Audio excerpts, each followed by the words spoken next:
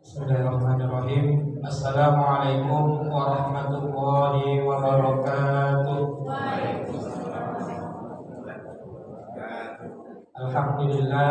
Alhamdulillahirabbil alamin.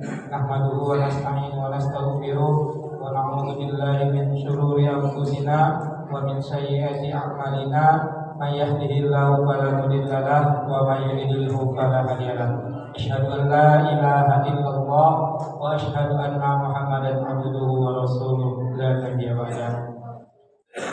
Pertama dan utama sekali, marilah kita panjatkan puji dan syukur kita kehadirat Allah Subhanahu wa taala, yang mana pada malam hari ini kita masih diberikan nikmat kesehatan, nikmat iman dan nikmat kesempatan, sehingga kita masih bisa berkumpul di masjid yang kita cintai ini dalam rangka melaksanakan sholat maghrib berjamaah dan dilanjutkan dengan wirid pengajian pekan pertama sebagaimana biasanya. Tidak lupa pula kita selawat bersalam kita aturkan kepada junjungan alam Nabi besar Muhammad SAW dengan senantiasa bersalawat dengan mengucapkan Allahumma sholli ala sayyidina Muhammad wa ala ali sayyidina Muhammad. Baiklah bapak-bapak, ibu-ibu jamaah Masjid Al-Jamiatul Rahmah yang dirahmati Allah, sebagaimana biasanya setiap Kamis malam Jumat pekan pertama kita melaksanakan wirid pengajian yang alhamdulillah pada malam hari ini akan diisi oleh Al-Ustaz Hayat Badilah Zikri, dan alhamdulillah telah hadir di hadapan kita. Baiklah, untuk tidak memperpanjang mukadimah, kita buka acara ini dengan membacakan basmalah. Bismillahirrahmanirrahim. Kita masuki acara selanjutnya, yaitu tausiah wirid pengajian pekan pertama yang akan disampaikan oleh Al-Ustaz Hayat Badilah Zikri. Kepada Al-Ustaz dipersilahkan.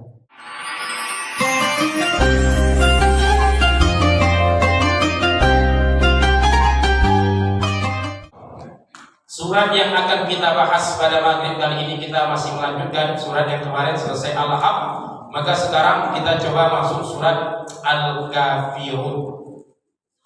Surat Al-Kafirun ini adalah salah satu surat yang disukai Nabi Muhammad SAW. Surat ini Bapak Ibu sekalian sering dibaca Nabi ketika melakukan salat sunnah.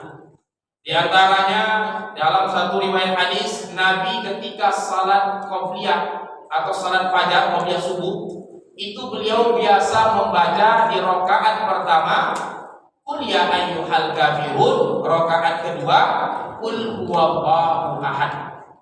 Begitu pula salat yang dilakukan Nabi setelah maghrib, namanya ba'da maghrib, beliau juga membaca di rakaat pertama Qul ya ayyuhal kafirun, Qul huwallahu ahad di rakaat kedua. Begitu pula ketika sholat witir. Kita sholat witir biasa 3 rakaat. Rakaat pertama Nabi biasa membaca surat Sabbih isma rabbikal a'la. Di rakaat kedua juga beliau membaca Qul ya ayyuhal kafirun. Rakaat ketiga Qul huwallahu ahad. Biasanya ditambah riwayat lain Qul a'udzu birabbil falaq, Qul a'udzu birabbin nas. Kan ini yang biasa kita baca. Bapak Ibu sekalian yang dirahmati Allah, surat Al-Kafirun ini Allah turunkan ketika Nabi Muhammad diajak untuk negosiasi, ketika Nabi diajak untuk toleransi beragama. Nah, cuman toleransi versi orang kafir Quraisy.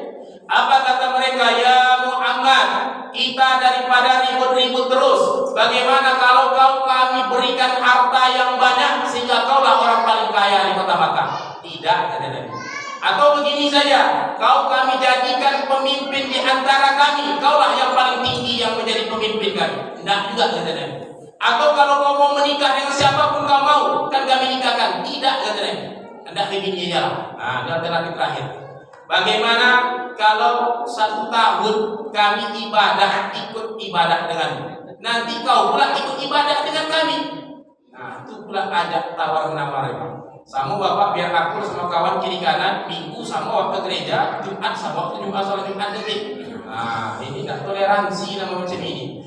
Maka apa kata Nabi? Tegas Allah turunkanlah surat Al-Kafirun. Kata Allah, katakan kepada orang kafir itu, Qul ya ayyuhal kafirun. Katakan, hai orang-orang kafir, Bapak Ibu sekalian yang dirahmati Allah, dulu pernah ada muncul larangan menggunakan kata kafir dalam ceramah. Aku direkam dulu kan? Nah, tentu istilah kafir ini tidak bisa pula kita ubah, Pak. Dulu dilarang menggunakan istilah kafir, diganti dengan nama non muslim. Tidak mungkin pula surat Al-Kafir kita ganti surat non muslim namanya. Qul ya ayyuhan non muslim. Tidak bisa pula mengganti surat. Kebetulan namanya itu belakang kita sampaikan. Siapa kafir itu? Kafir itu secara bahasa yang tertutup hatinya dari hidayah Allah. Kalau kita runut lagi di dalam surat Al-Bayyinah dijelaskan kafir itu nanti terbagi pula dua. Ada musyrik, ada ahlul kitab. Sama-sama kafir dalam surat Al-Bayyinah. Minal musyrikin wa ahlul kitab. Orang musyrik dan ahlul kitab. Siapa ahlul kitab?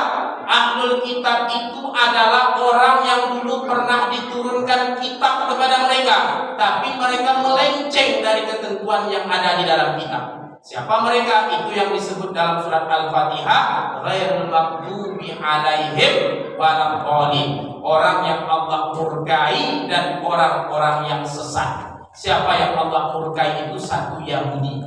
Yang kedua yang Allah katakan sesat di dalam surat Al-Fatihah itu orang-orang Nasrani. Siapa orang Yahudi? Kita bahas sedikit masalah kafir. Tapi bukan berarti ini kafir itu nanti terbagi dua kelompok, Bapak Ibu sekalian. Ada kafir zimmi, ada kafir harbi namanya. Kafir harbi mereka tak seagama dengan kita, tapi mereka memusuhi kita. Seperti yang terjadi hari ini di Palestina, itu kafir harbi namanya. Tapi kalau tetangga samping rumah kita, mungkin kan banyak kita di tetangga non muslim, tapi mereka zimmi, orang-orang yang tak seakidah, tapi mereka menjaga hubungan baik dengan kita. Kita wajib menjaga hubungan baik dengan mereka. Nah, jangan kita merasa tidak seagama, kawan itu sakit dan kita jenguk. Nah, kawan itu minta tolong dan kita tolong. Tetap bak tolong menolong itu tidak nengok agama, Bapak Ibu sekalian. Jangan ada orang terjatuh depan tu nanti bertanya dulu Bapak. Lanak sakratul maut kawan tu dah bertanya apa kita apa agama. Tak usah tanya agamanya apa, di mana kampungnya, apa sukunya. Kalau nolong orang tolong saja. Jangankan orang, hewan pun diperintahkan untuk kita tolong. Apalagi manusia yang lebih tinggi derajatnya. Maka dalam bab tolong menolong kafir sini diperintahkan wajib kita jaga hubungan baik dengan mereka.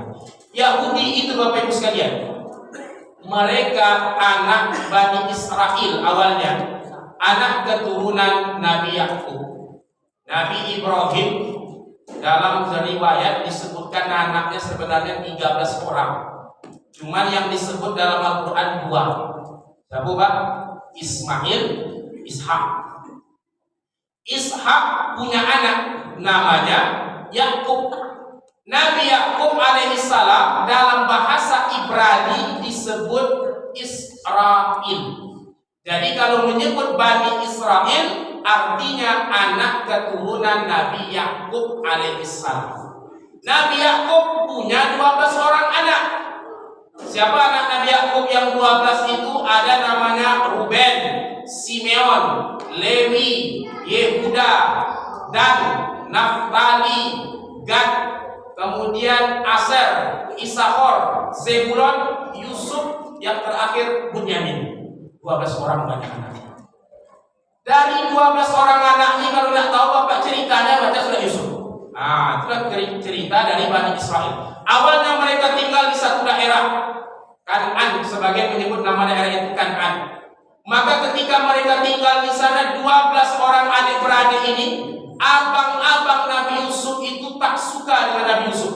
Apa sebab? Karena Nabi Yakub alaihissalam amat sayang dengan Nabi Yusuf, sehingga mereka menganggap tidak adil bapaknya. Maka kemudian Nabi Yusuf pun mereka bunuh. Tapi tidak sampai hati, akhirnya mereka buang ke dalam sebuah sumur. Kan begitu dalam surah Yusuf lah. Kemudian ketika mereka letakkan dalam sebuah sumur, mereka pulang, mereka katakan Yusuf dimakan serigala. Kemudian Yusuf diambil oleh orang yang kebetulan lewat, dijuallah ke Mesir. Singkat cerita, di Mesir Yusuf awalnya budak, tapi karena adabnya yang luar biasa, dia mampu menjadi penguasa. Dan adab ini penting Bapak Ibu sekalian. Seorang budak karena adabnya yang luar biasa. Ketika digoda oleh perempuan cantik, dia tidak tergoda sama sekali. Luar biasa akhlak dan adab Nabi Yusuf, sehingga dia diangkat menjadi orang penting. Dengan orang yang tidak beradab, orang yang berkuasa tapi tidak beradab, bisa menjadi budak. Nah, hati-hati Bapak Ibu sekalian. Hari ini banyak pejabat belum lama ditangkap pula pejabat kita. Pejabat tinggi ada kurang ketangkap. Hati-hatilah. Maka Bapak Ibu sekalian, singkat cerita, ketika Yusuf berpuasa, di dalam surah Yusuf diceritakan, diajaknya lah adik-beradiknya, termasuk bapaknya, ibunya, datang ke Mesir. Kan begitu dalam surah Yusuf. Inilah asal muasal Nabi Yakub beserta 12 orang anaknya tinggal di Mesir. Hiduplah mereka di sana. Pertamanya dimuliakan karena Nabi Yusuf orang yang mulia. Lambat laun mereka menjadi bangsa budak pula di Mesir. Sampailah nanti di zaman Nabi Musa alaihissalam. Nah, itu cara Bani Israel itu. Ketika mereka sudah ada ribuan banyaknya, ketika di zaman Fir'aun, karena dianggap tidak beradab, mereka kemudian menjadi bangsa budak di Mesir. Sampai satu malam Fir'aun mimpi pula akan ada nanti dari Bani Israel lahir seorang laki-laki yang akan menghancurkan kekuasaannya. Maka dibunuhlah tiap-tiap anak laki-laki yang lahir dari Bani Israel. Bani Israel berarti anak keturunan dari 12 orang anak Nabi Yakub tadi. Maka Nabi Musa lah ternyata laki-laki itu. Celakanya Nabi Musa dibesarkan oleh Fir'aun sendiri di dalam istananya. Ini hebatnya Nabi Musa alaihissalam. Maka kemudian setelah Nabi Musa mendapatkan wahyu, dialah yang membawa Bani Israel dari cengkraman Fir'aun menuju tanah yang dijanjikan. Mana tanah yang dijanjikan itu? Itulah Palestina. Itu sebenarnya sejarahnya. Tapi kenapa kemudian mereka tidak disahkan lagi memiliki Palestina? Banyak pelanggaran-pelanggaran yang dilakukan Bani Israel. Kalau main bola ada berkali-kali kartu merahnya nih Pak. Semua pemainnya kena kartu merah nih. Apa kerjaan mereka? Kalau diperintahkan sering melawan. Ketika Nabi Musa perintahkan ini banyak tanyanya. Apalagi kebiasaan mereka, mereka suka membunuh para nabi. Asal tak suka dia dengan nabi itu dibunuhnya. Siapa nabi yang pernah dibunuh Bani Israel? Nabi Zakaria, Nabi Yahya, Nabi Isa. Itu contoh nabi-nabi dan 25 nabi itu ya. Mereka bunuh. Ketika mereka sampai di Palestina, lalu kata Nabi Musa, inilah Palestina, yuk kita masuk ke dalamnya. Apa kata mereka? Wahai Musa, kami tidak akan masuk sebelum kau saja yang masuk dengan Tuhanmu. Bergelutlah kau dengan orang-orang yang ada di Filistin itu. Kalau kau menang nanti baru kami masuk dalam. Ini contohnya Bani Israel. Ketika mereka sudah ibadah sekian lama, tapi mereka tidak pernah nampak Tuhan. Mereka katakan, kami tidak akan mau ibadah wahai Musa kalau kami tidak nampak macam mana tampang Tuhan. Akhirnya Nabi Musa naik ke atas Gunung Sinai 40 hari 40 malam. Apa yang mereka lakukan? Mereka bikin Tuhan dari emas. Kemudian dilemparkan segenggam tanah oleh Samiri, bersuaralah emas tadi. Itulah kata Samiri, inilah Tuhan kalian. Disembahnya lah patung anak sapi tadi. Turun Nabi Musa, murka Nabi Musa kepada Bani Israel. Ini yang kemudian diterangkan nanti di dalam surat Al-Baqarah, termasuk di dalam surat At-Tin yang pernah kita bahas. 70.000 orang banyaknya yang menyembah patung anak sapi. Maka Bapak Ibu sekalian, termasuk ketika Nabi Muhammad SAW itu lahir. Maka nanti ada cerita seorang laki-laki yang masuk Islam, namanya Ka'ab. Apa kata Ka'ab? Kami dulu Yahudi, lalu masuk Islam. Lalu dia katakan, ketika aku dulu kecil, ayahku mengajarkan semua isi Taurat kepadaku, kecuali satu lembar. Ada satu lembar Taurat itu yang disobek oleh ayahku, lalu disimpannya dalam bumi. Dia tidak tahu dan tidak menunjukkan apa isi Taurat itu. Ketika ayahku meninggal, lalu kemudian aku buka isi peti tadi. Aku tengok apa yang tertulis di situ. Ternyata di situ dikatakan akan datang nanti Nabi akhir zaman, lahir di kota Makkah, dia akan hijrah ke Madinah. Itulah namanya Muhammad SAW. Disembunyikan oleh orang Yahudi. Apa? Mana yang tidak dia sukai, disembunyikannya. Mana yang tidak dia senangi dan Nabi dan Rasul, dibunuhnya. Ini termasuk orang-orang kafir ahli kitab nama mereka. Nah, ini kafir juga Bapak Ibu sekalian. Nah, maka Bapak Ibu sekalian, mereka tahu Nabi Muhammad itu adalah Nabi akhir zaman, tapi karena tidak sesuku, itu masalah ya Pak. Jadi masalah sukuisme itu tidak zaman ini masalah. sejak zaman dulu. Apa sebab? Nabi Muhammad itu mereka tahu Nabi yang terakhir, Nabi yang disebutkan dalam Taurat, yang dituliskan di Injil. Tapi mereka tidak beriman. Karena apa? Nabi Muhammad lahir dari jalur Nabi Ismail. Padahal semua Nabi dan Rasul itu umumnya lahir dari jalur Nabi Ishak, Nabi Yakub tadi. Dari 12 orang anak Nabi Yakub telah lahir Nabi-Nabi dan Rasul. Karena itu Nabi Ibrahim itu disebut bapak para Nabi dan Rasul. Nah, tiba-tiba Nabi Ibrahim punya anak Ismail, lahirlah dari jalur ini Nabi Muhammad. Mereka menolak, tidak sama derajatnya sama kita. Ini dari jalur budak. Mak Nabi Ismail itu budak perempuan namanya Hajar, maka tidak masuk. Walaupun itu yang disebut dalam Taurat, maka kita tidak percaya. Dia tidak sesuku dan tidak jadi dia mengakui Nabi Muhammad SAW sebagai Nabi. Maka Bapak Ibu sekalian, Nabi Muhammad SAW menjelaskan, la a'budu ma ta'budun wala antum 'abiduna ma a'bud. Aku tak menyembah apa yang kalian sembah, dan kalian pun tidak menyembah apa yang aku sembah. Maka ayat ini menegaskan akidah Rasul, tidak boleh kita mencampur adukkan agama, walaupun hanya sekedar melakukan ritual atau hanya sekedar menggunakan pakaian mirip-mirip mereka. Ini dah bulan Desember nih Bapak Ibu sekalian. Dalam bab akidah kita harus tegas. Apa contohnya? Biasanya dulu, tak tahulah sekarang, di mall-mall itu kalau lah masuk 25 Desember, karyawan-karyawannya itu berjilbab, atasnya pakai topi Santa. Karena ada macam itu. Dalam bab akidah tidak bisa Bapak Ibu sekalian. Ini jelas Tuhan yang kita sembah tidak sama dengan Tuhan mereka. Kita kan tidak pernah pula memaksakan. Mana karyawati yang non muslim bulan Ramadan wajib pakai jilbab, kan tidak pernah macam itu. Nah, kenapa bulan dipaksakan harus menggunakan atribut-atribut agama tertentu? Tentu ini penegasan akidah. Kita sering sampaikan toleransi itu, awak makan satu meja, bapak makan lontong, yang satu makan bubur, silakan satu meja, bercerita lah panjang lebar. Tapi jangan yang makan lontong ngedek yang makan bubur, yang makan bubur jangan mencaci yang makan lontong. Atau lontong dicampur sama bubur, nah itu tak bisa tuh. Lontong tak enak, bubur pun tak bisa dimakan. Jadi jangan toleransi kebablasan namanya Bapak Ibu sekalian. Maka Nabi menjelaskan, yang aku sembah tidak sama dengan yang kalian sembah. Ini juga menegaskan beda kita dengan orang kafir dalam bab ibadah. Kalau ada apa tuh KTP Islam tapi tidak datang ke masjid, itu yang disebut muslim tanggung, kafir tak jadi itu Pak. Disebut kafir kawan, bukan KTP muslim pula. Disebut muslim tidak pernah nampak kata minum apa itu ke masjid. Sholat subuh awak banyak lo kipi amin pada jamaah ni. Kipi amin dua boleh jamaah bertiga. Kalau nak nengok orang-orang beriman, tengoklah jamaah subuhnya. Kalau mau menengok umat Islam, tengok pas sholat Id. Itu umat Islam semua. Kalau nak tengok warga, tengok pas pembagian daging kurban. Warga awak saudara. Sholat tak sholat kawan tu daging kurban nyo duluan mengambil kurban. Model kita kan. Maka pembeda kita kata Nabi dengan orang kafir itu dalam bab ibadah inilah.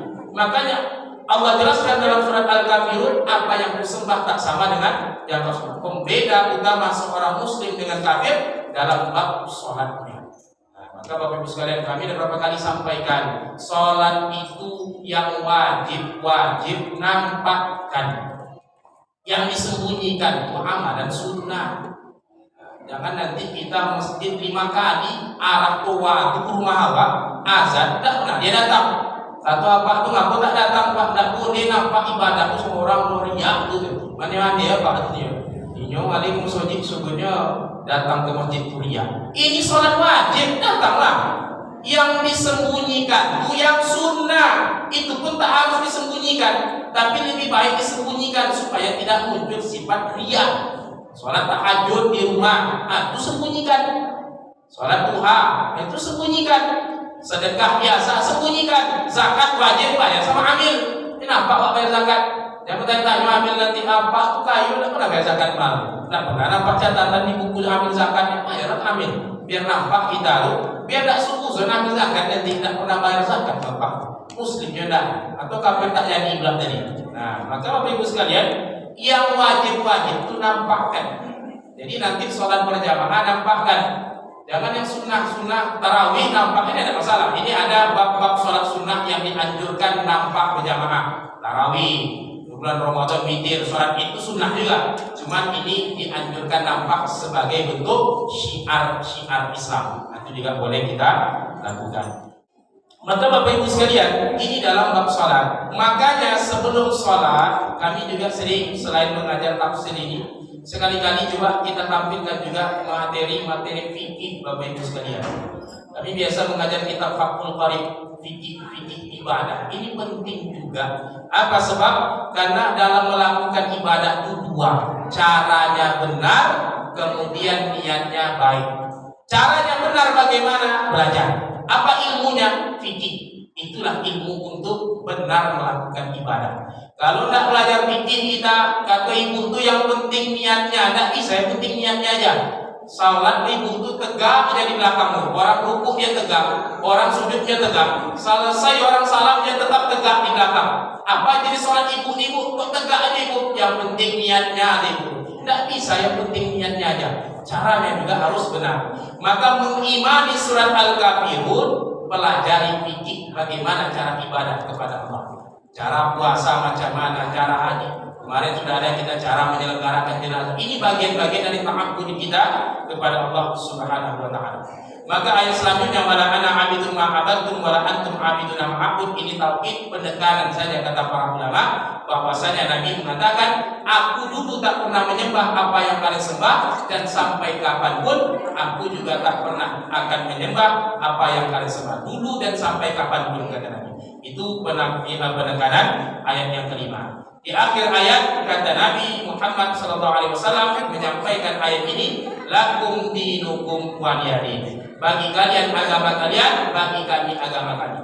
Jadi toleransi itu Bapak Ibu sekalian, silakan orang hari Minggu ke gereja jangan diganggu, tapi tidak perlu kita ikut-ikutan ke gereja. Hari Jumat awak ke masjid tak mengajak orang tuh, nah silakan pulang kita masjid tak boleh diganggu. Itu makna toleransi. Selesai sholat mau duduk sama-sama silakan, mau bercerita malam nonton bola terserahlah. Ini dalam bagian bab muamalah namanya, tapi tidak dalam hal ibadah. Maka Bapak Ibu sekalian harus jelas mana garis yang membedakan antara kita dengan orang-orang kafir tadi. Dalam bab muamalah silakan berinteraksi, dalam bab ibadah tak boleh kita campur adukan. Dan sebagai penutup, ingat yang membedakan antara kita dengan kafir dalam bab ibadah. Maka kalau awak muslim, datanglah kita ramaikan masjid kita, melaksanakan amal ibadah terutama sholat 5 waktu kita. Demikian Bapak Ibu sekalian, kurang dan lebih mohon dimaafkan. Hadanallah wa iyyakum ajmain. Astaghfiruka wa atubu ilaik. Wallahu muwaffiq ila aqwamit thoriq. Assalamualaikum warahmatullahi wabarakatuh.